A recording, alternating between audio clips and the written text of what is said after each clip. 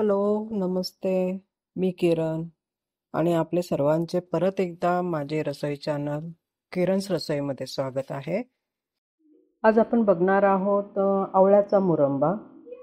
म्हणजे मी आवळे किसून आज गूळ आणि साखर दोन्ही वापरून आज मुरंबा तयार करते. चला आपण आज याची रेसिपी बघूयात.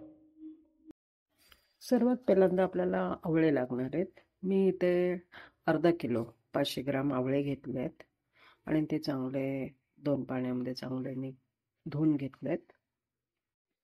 आता एका कुकरमध्ये मी काय करते, ते आवळे ठेवते.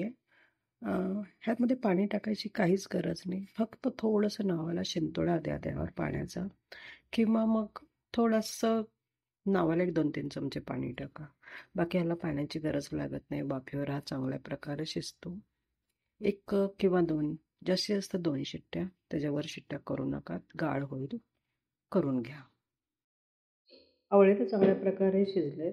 आता मी त्याचा किसणीवर किस करून घेते आवळ्यांचा. आता सर्व आवळ्यांचा मी किस तयार करून घेतला. आता आपण गॅसवर एक पातेलं ठेवूयात. आता पातेल्यामध्ये मी एक वाटी गूळ टाकलेला आहे. गूळ थोडासा गरम ह्याच्यावर आपण तो विरघळून घेऊयात.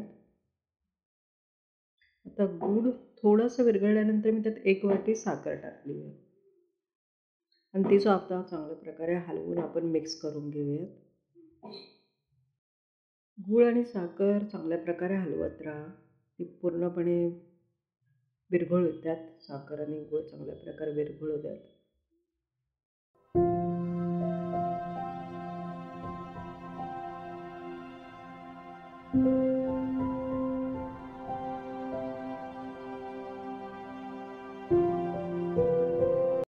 आता इथे मी काय करते, आवळ्याचा जो आपण किस करून ठेवला आहे तो त्यामध्ये टाकून घेते.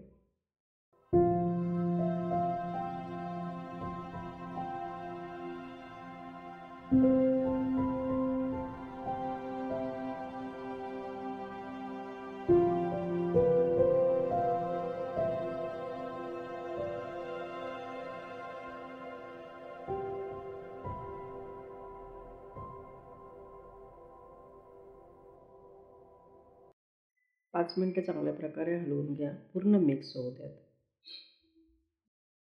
अशाच प्रकारे 5 मिनिटं हलवत राहा. पूर्ण मिक्स करून घ्या आणि थोडासा आटवून घ्या ते.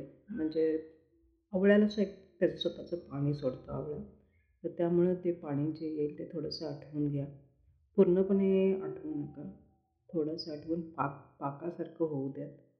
त्यानंतर गॅस बंद करा. ह्यासाठी 10 मिनिटाचा वेळ ठीक आहे.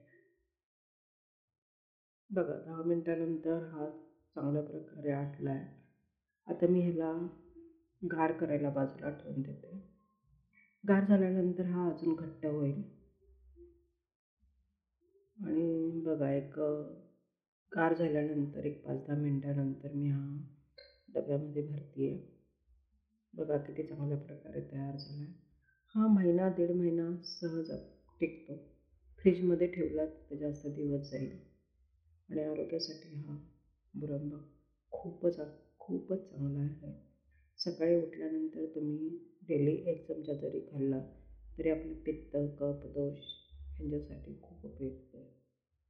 नक्की ट्राय करा. मग मला कळवा. थँक्यू.